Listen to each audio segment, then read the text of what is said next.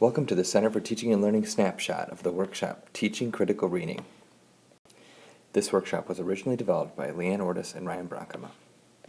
There are three primary learning objectives to this workshop. 1. Identifying one reason why critical reading is important to your coursework.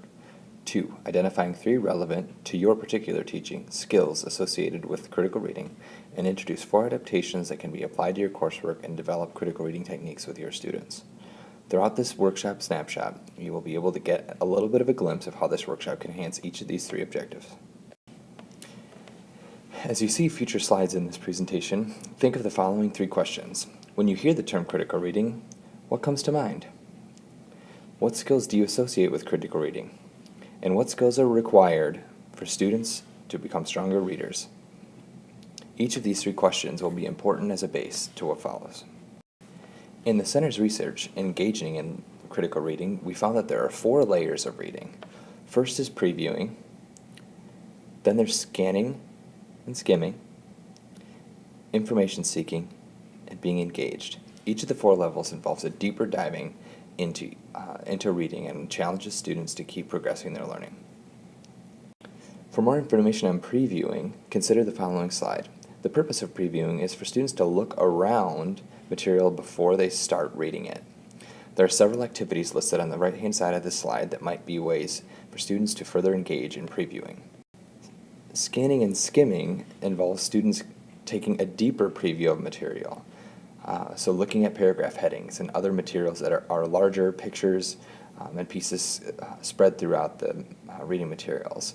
Activities are listed below associated with scanning and skimming materials that might be helpful to students. Information seeking challenges students to seek out predicted material. What do they think a piece will be about? What do they think they will read within a piece? And find out whether or not their initial predictions hold true within a piece. If not, what has changed and how has that changed?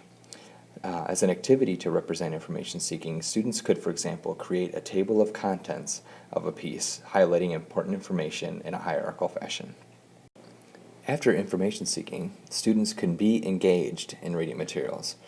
And being engaged demonstrates a thorough understanding of the text, and this could involve challenging authors' perspectives or other deep, meaningful reading of materials. Activities associated with being engaged are listed at the bottom of this slide.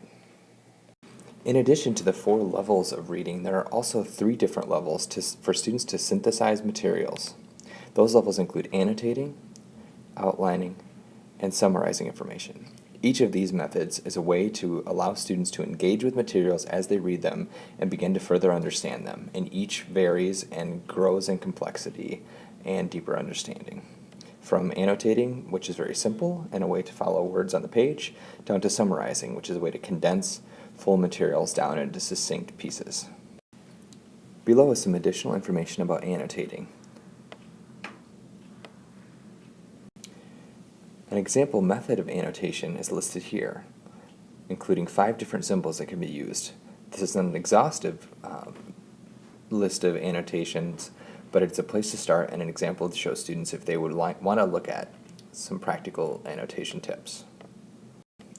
Here are the annotation methods explained in the last slide, used on an example piece about the greenhouse effect.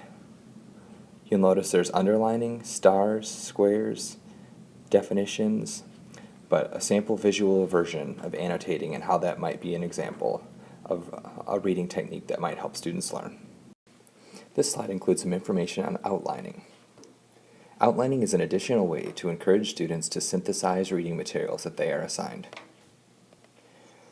After learning to outline, the next level of synthesizing is summarizing. Summarizing is a textual way for students to condense information they've read and regurgitate and synthesize what they've learned by reading materials. If you're interested in more information on critical reading, below are the following references that were used to inform this presentation. To register for the Teaching Critical Reading workshop, go to bgsu.edu/CTL and click on the Discussions Workshop page. We hope to see you soon.